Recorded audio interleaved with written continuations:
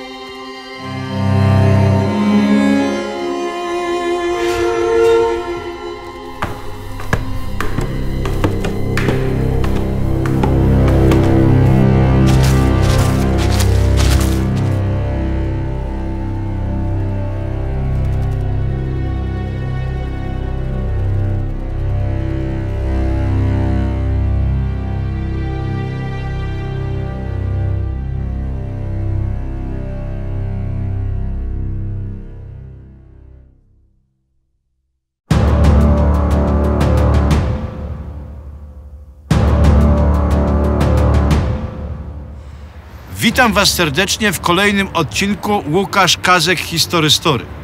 Witam Was z wysokiej wieży. Za mną przepiękne miasto. Jestem w Głogowie i dzisiaj odcinek o 47 dniach dramatów tego miasta. O 47 dniach oblężenia Festung Glogau z rozkazu Adolfa Hitlera. Miasta takie jak Głogów czy Wrocław zostały ogłoszone twierdzą i miały trwać i bić się w imię narodowego socjalizmu do ostatniej kropli krwi, do ostatniego żołnierza przed sowiecką, bolszewicką nawałą. Nie miało sensu kompletnie zamienienie tego miasta w twierdzę. Z żadnego punktu, ani politycznego, ani strategicznego. Ale hitlerowcy, niemieccy strategzy stwierdzili, że Führera należy słuchać i zaczęli wykonywać skrupulatnie jego rozkazy. Mecenarzem dzisiejszego odcinka jest właśnie miasto Głogów, które polecam zwiedzić. Raz, że można wejść na tą wieżę, gdzie ja jestem i przez te wszystkie ponad 200 schodów obejrzeć ciekawą wystawę dotyczącą historii miasta. Dwa, wspaniałe muzeum archeologiczno-historyczne. Trzy, to co uwielbiacie i ja uwielbiam najbardziej. Zawsze wam powtarzam, że History Story to podróż w głąb przeszłości, która zostawiła po sobie masę śladów.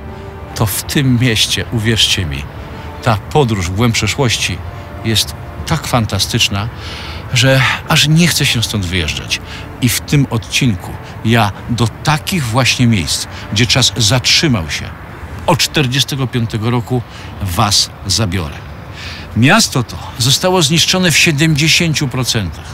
Odbudowało się i dzisiaj żyje i rozbudowuje się dalej i dalej kształci świetnych lekarzy, świetnych inżynierów, nauczycieli, dziennikarzy, reżyserów i jeszcze wielu innych zawodów. A w 70% było zniszczone, a potem zniszczyła je komunistyczna władza. Jest 48 rok. Wszystko się powoli do życia wraca. Jest dzisiejsza ulica Elektryczna, na której piekarz Witczak już otworzył piekarnię w kamienicy. Jest kamienica, która przetrwała to wszystko. Jedna z nielicznych. Ludzie już na piętrach układają sobie meble i swoje życie. Są pierwsze związki małżeńskie. Wszyscy zaczynają zabliźniać te rany z II wojny światowej. I nagle przyjeżdża grupa czerwonych komunistów matołów, bo tak ich nazwę, którzy są z przedsiębiorstwo powiatowo-rozbiórkowe i mówi do tych ludzi, że mają 30 minut, żeby się wynieść, bo będą tą kamienicę rozbierać. Głogów nazwany był kopalnią cegieł. I to, co zostało, nie zostało zniszczone w czasie oblężenia, wyrównali komuniści.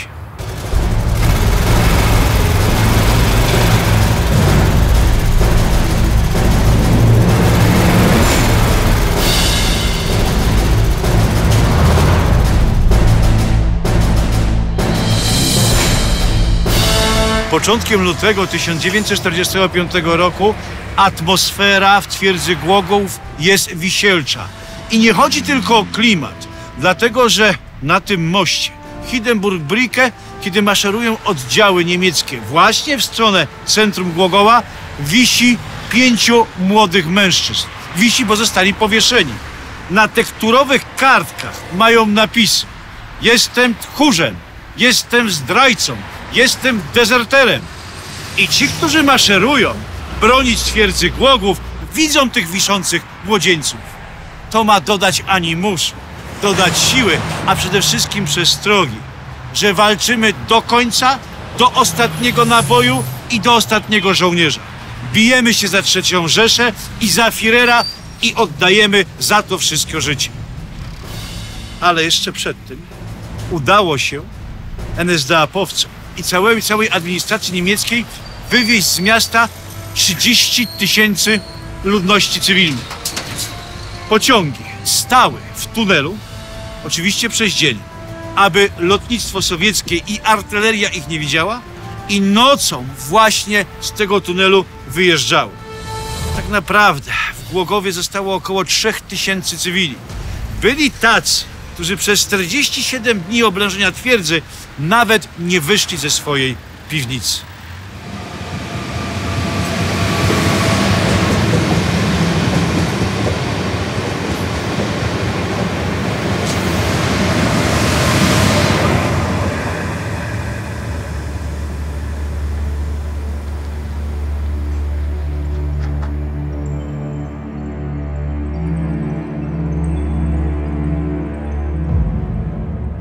Walki na przedpolach twierdzy Głogów zaczęły się już 1 lutego 1945 roku.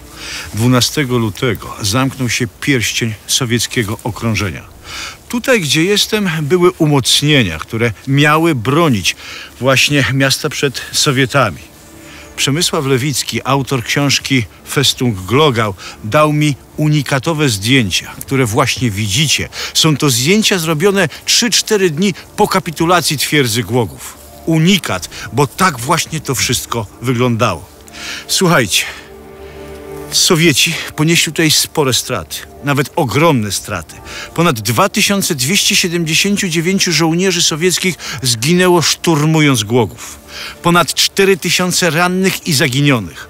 Łącznie zginęło ponad 6500 żołnierzy sowieckich z różnych krajów tego potężnego, kolosalnego i komunistycznego w tamtym czasie właśnie kraju. Natomiast niemieckie straty? 2000 zabitych żołnierzy i około 2000 rannych. Chociaż Sowieci podawali, że mieli ponad 7500 jeńców i również 2000 rannych niemieckich żołnierzy. Straty cywili nie do oszacowania. Między 1200 a 2000.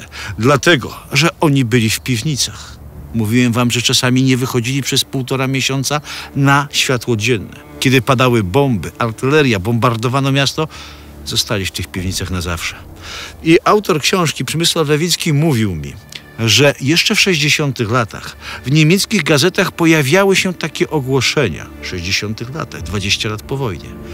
Czy ktoś widział mojego stryja? Albo mojego ojca, czy moją ciocię. Ostatni raz była widziana na takiej i takiej ulicy, przy takim i takim sklepie, przy takim i takiej piekarni. A więc część z nich może jeszcze cały czas tutaj być, w nowym, odrodzonym polskim mieście.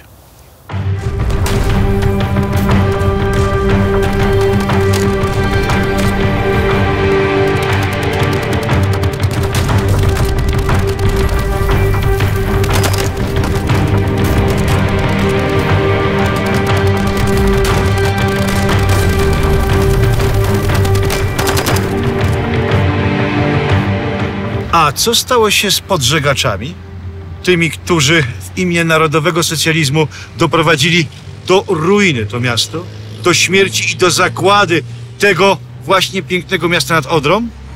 Otóż Brückner, nazywany Goebbelsem Festung Glogau, czy jego ostatni komendant, graf zum Eulenburg, w którego żyłach płynęła błękitna krew, ale również płynęła aryjska. Był to fanatyczny nazista. Oni mieli bunkier pod kościołem, specjalnie przygotowany wcześniej. Ten kościół widoczny jest na zdjęciu. Kościołów Sowieci nie niszczyli, dlatego że były odnośnikiem takim dla obserwatorów artylerii. I można było odnosić ostrzał tego miasta właśnie od punktu, w jakim były kościoły. Pod kościołem znajdował się bunkier. Oni z tego bunkra, a więc Brückner zu Eulenburg, przechodzą kanałami, klamrami pod tunel, który biegnie pod moimi stopami i przebijają się bezpośrednio za miasto. Te grupy się rozpraszają. Na początku ten oddział liczy 800 żołnierzy, potem są dwie grupy 400, potem się rozprasza, topnieje, są zabijani, dezerterują, uciekają. Jest po prostu cały rozgardiasz. W każdym razie zum Eulenburg dociera gdzieś w okolice Bolesławca i tam ginie w niejasnych do końca okolicznościach. Mówi się, że zakopano go dość bardzo płytko i że miejsce grobu zostało oznaczone, nałożone na miejsce, tam gdzie są pochowany, został położony jakiś głaz. A z Brücknerem jest dość ciekawa historia. Zaraz wam ją opowiem. I idąc do końca tym zdjęciem, zobaczymy coś, czego już nie ma. Bo na zdjęciu widzicie miasto położone za Odrą, kawał zabudowań. A kiedy wyjdziemy dzisiaj tutaj, widzimy tylko kolegiatę, która 20 marca 1945 roku płonęła. Ale tydzień wcześniej, 13 marca, nastąpił potężny sowiecki nalot, który trwał około 10 godzin. Zniszczył całkowicie zabudowania, które widzieliście na zdjęciu. Notabene zdjęcie to było robione w 1913 roku w zwierzę ratusza z Głogowa.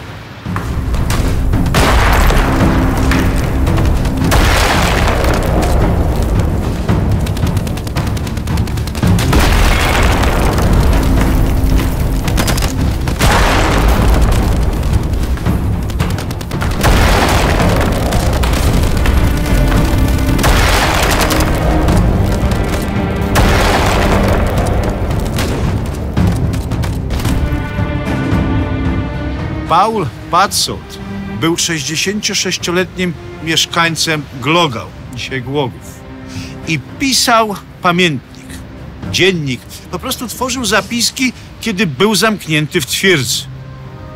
Jednym z zapisków właśnie ostatnich Paula jest jego wielkie oburzenie na dygniitarzy hitlerowskich, na komendanta twierdzy i w ogóle na cały Wehrmacht i żołnierzy niemieckich. Patzold pisze: Brückner i Dietmar, a cholera wie, jak oni tam się nazywali, uciekają. Nasz wielki dowódca, baron, również ucieka. Podoficerowie, porucznicy, oficerowie i nawet szeregowcy, wszyscy dają drapaka. Zostawiają nas w tych ruinach. Miasto przestało istnieć. Nikt się nami kompletnie nie interesuje. Powiedziałem wam, że opowiem wam pewną ciekawostkę na temat Goebbelsa twierdzy Głogów, Karla Brücknera, Kreisleitera, właśnie Kreisglogau. Otóż Brückner zginął, ale dekadę temu Muzeum Archeologiczno-Historyczne, przed którym się znajduje i które w swoich zasobach ma również rękopis Paula Patzolta, o którym wam w tej chwili mówiłem, warto tu przyjechać i je zwiedzić. Do tego muzeum dekadę temu przyjeżdża starszy Niemiec, grubo ponad 70, grubo.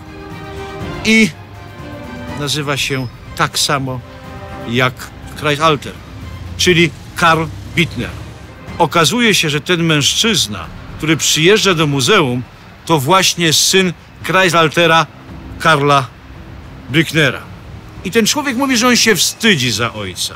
Bardzo się wstydzi. Proszę wyobrazić, że właśnie Karl Brückner w 1945 roku, kiedy tu się już kończyły, ważyły losy, kiedy sypała się III Rzesza, ten fanatyk wysyłał ciężarówkę na stronę sowiecką z megafonami nakłaniał, a wręcz rozkazywał, aby Sowieci się poddali, bo Niemcy jeszcze wygrają wojnę. Albo nastąpi potężne kontruderzenie i przełamie ich siły. To był jakiś obłęd. I człowiek, który tu przyjeżdża, wstydzi się właśnie z tego ojca. Ogląda to wszystko, dziękuje za to, że został przyjęty i żegna się z dyrektorem, właścicielami muzeum. A później dochodzi informacja do Przemysława Lewickiego, że człowiek ten jest tutaj kilka dni w hotelu w Głogowie, jedzie pod miejscowość wokół tutaj Głogowa, a wcześniej tutaj przyznał się, że po rodzicach ma tylko obrączki i że po wojnie przyjechał do niego jakiś niemiecki oficer i dał mu te obrączki i powiedział, że rodzice nie żyją. I on tu przyjeżdża, odwiedza muzeum, jest tutaj, śpi tutaj, jedzie pod wieś głogowską i tam pyta się gospodarza miejscowego o las i o jakieś groby. I z tym miejscowym gospodarzem idzie do lasu i szuka tych grobów. Prawdopodobnie rodziców. Widzicie, jakie persony, mimo końca II wojny światowej, odwiedzały Głogów i jakich historii szukały, jak chciały zamknąć swoją poniekąd nazistowską historię. To miasto jeszcze ma wiele do powiedzenia.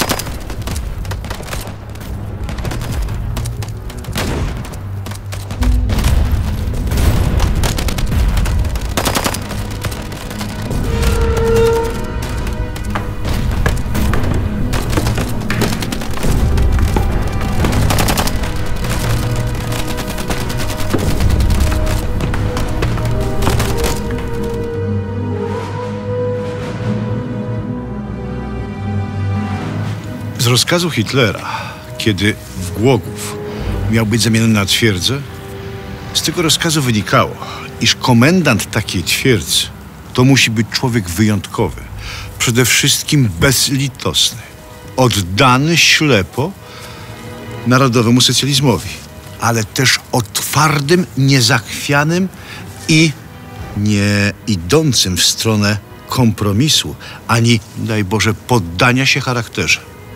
I ten ostatni graf zum Eulenburg był takim człowiekiem. To był człowiek, który był przesiąknięty na wskroś nazistowską ideologią. Kiedy rozpoczęto Głogów zamieniać twierdzę, większość umocnień, rowów, okopów i innego rodzaju takich rzeczy wykonywali robotnicy przymusowi. Festung Glogau to nie tylko tragedia niemieckiej ludności, która to była. Powiedzmy niemieckich żołnierzy, którzy już przestali dawno wierzyć w Führera, bo tych, którzy wierzyli, spotkał marny los. To też tragedia dziesiątek, setek robotników przymusowych z takich krajów jak Polska, Białoruś, Ukraina, Francja, jeńców włoskich. Wszystkich tych, którzy Niemcy zaciągnęli tutaj na tereny oczywiście III Rzeszy do katorniczej pracy. I ci ludzie też musieli tutaj przetrwać. Jeden ze strażników niemieckich, młody chłopak, który był w Hitlerjugend, opowiadał, że musiał pilnować takich robotników, którzy budowali fortyfikacje. Jednemu z nich złamała się łopata, więc dał mu swoją saberkę, aby budował dalej. Przyszedł jego dowódca. Kiedy zobaczył, naprężył się cały i zrugał tego chłopaka. Co ty robisz? Masz być bezwzględny. Ty masz budzić postrach. Siać masz u niego to, że się będzie ciebie bał, a nie dawać mu swoją saperkę. Za karę będziesz kopał razem z nimi, z tymi untermenschami. Człowiek ten dostaje później informację od starszych żołnierzy, że chłopcze, to jest twierdza, jak konserwa, lepiej stąd wyjdźcie. I wraz z kolegą na rowerach udaje mu się jeszcze delikatnie wymknąć z tego pierścienia. Potem dostaje się do niewoli sowieckiej, jest ranny, a sowiecki pielęgniarz, opatruje mu ranę, przychodzi młody żołnierz, który chce go zastrzelić, a stary sowiecki żołnierz mówi: zostaw, jest młody, może żyć, darujmy mu życie. To wszystko się już kończy.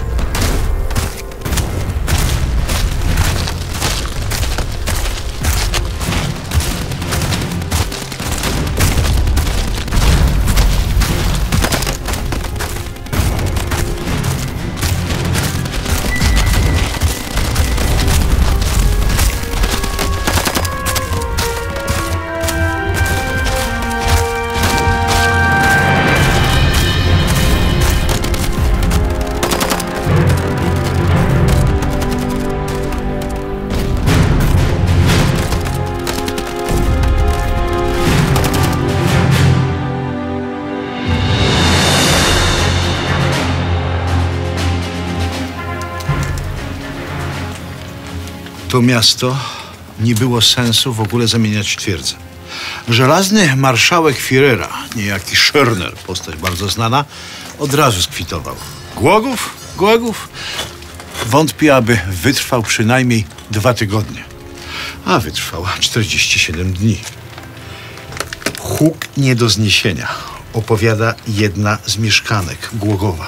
Huk w dzień i w noc. Noc i dzień praktycznie taka sama. Łuny pożarów, wszystko płonie, wszystko się trzęsie. Nagle całe domy zapadają się pod ziemię, rozsypują się jak domki z chart. Od tego huku nie można wytrzymać. Głogów jest też podziemnym miastem. To nie tylko twierdza na powierzchni, ale również pod ziemią. Zbudowano sieć tuneli, w których przemykają się żołnierze Volkssturmu, żołnierze Wehrmachtu i SS, ale również w których są umieszczone lazarety i chowa się ludność cywilna. Kobieta opowiada dalej. Od tego huku, od tego uderzenia, artylerii, pocisków, bombardowań, my w podziemiach porozumiewamy się jak głuchoniemi. Tak, w ogóle się nie słychać. Po prostu czytamy z ruchu warg. Operacje przeprowadzone są bez znieczulenia. Jęki ludzi, którym odcina i amputuje się nogi czy kończyny. Ludzie umierają w męczarniach. Do tego dochodzi jeszcze atak pociskami fosforowymi, które zdobywa Armia Czerwona na Niemcach. Po prostu totalna apokalipsa. Mówimy sobie, że jeżeli ktokolwiek przeżyje, to będzie niezwykłym szczęściarzem. A jeżeli z tego miasta zostanie chociaż jakikolwiek kikut gruzu, to będzie cud.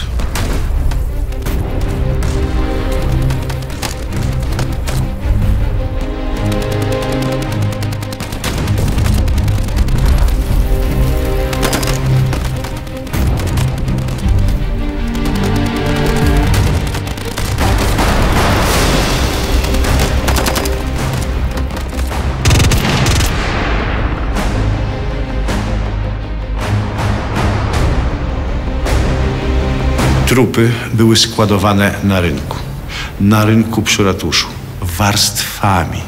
Już nikt nie był w stanie grzebać poległych na cmentarzach. Zresztą ci, którzy mieli grzebać, uciekli. Każdy chciał ratować swoje życie. Jestem w kazamacie prochowej, w fosie, gdzie mieścił się na zewnątrz Rosengarten, czyli ogród różany. W tej kazamacie, gdzie teraz jestem, było 300 robotnic przymusowych, kobiet wraz ze swoimi dziećmi. To nie jest tak ogromne pomieszczenie, jakby się wydawało. Więc jeżeli sobie wyobrażam, że na pryczach leżało tu w potwornych, urągających warunkach 300 kobiet ze swoimi dziećmi, to jakiś koszmar. Powiedziano im w ogóle, że zostaną rozwalone. Potem przyszedł Niemiec i powiedział, że nie, jednak rozwałki nie będzie. Będą ich wykorzystywać w jakichś pracach. Jak kobieta, matka słyszy, że ma być rozwalona wraz z dzieckiem, a za chwilę, za godzinę słyszy, że nie, to ona sobie już wyrwała połowę włosów z głowy. Oto Gurić, który przychodził tutaj po nie i zabierał je na przykład do hotelu Hindenburg, gdzie pracowały przy kuchniach polowych, wspominał, że były szczęśliwe, że mogłem je zabrać, wyprowadzić na powierzchnię i tam w hotelu, kiedy pracowały przy kuchniach polowych, pozwalałem im wziąć całą torbę pietruszki, marchwi, ziemniaków, buraków. Dzięki temu Te 14 czy 15 kobiet, które przychodziły tu z torbami, żywiły pozostałe i ich dzieci. To była tragedia. Kiedy tu wchodziłem, zatykałem oczy, nie mogłem patrzeć, jak to wszystko wygląda. Tak jak powiedziałem, Festung Glogau to nie tylko tragedia niemieckich cywili, ale także tragedia tych, których III Rzesza na siłę jako niewolników tu ściągnęła. I potem ten sam człowiek praktycznie większość z nich uratował, bo przecież doskonale wiedział, że jeżeli wejdą tu Rosjanie, szczególnie ci z republik azjatyckich, to oni nie będą rozróżniali Niemki od Polki, Francuzki czy Ukrainki. Po prostu wszystkie te kobiety zhańbią i to na oczach ich dzieci. Dominik Jeton, który jest przewodnikiem po Głogowie, opowiedział mi jeszcze jedną historię dotyczącą właśnie tej prochowni. Otóż ponad dekadę temu przyjechała tutaj kobieta. Usiadła na ławce w fosie i delikatnie kątem oka spoglądała na drzwi do właśnie wejścia do tego pomieszczenia. Okazało się, że ona w czasie wojny była tutaj, w ramach tych 300 kobiet z dziećmi, o których mówiłem. Zachęcał ją, aby weszła, otworzy, pokaże. Wspomnienia były tak bolesne, tak silne i tak tnące, że nie była tu w stanie wejść. Siedziała na ławce, myślała, być może płakała, ale nie weszła tutaj do środka.